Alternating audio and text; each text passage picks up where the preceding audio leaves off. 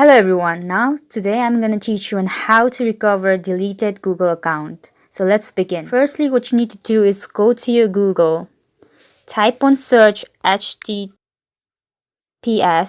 g.co recover.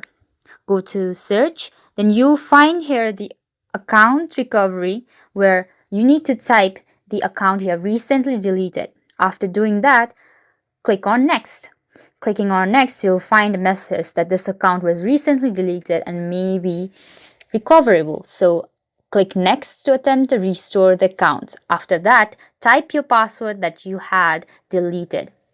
Now after typing your password, your account will be recovered. So only recover if it is deleted recently. So be sure to be sure that it has just been recently deleted.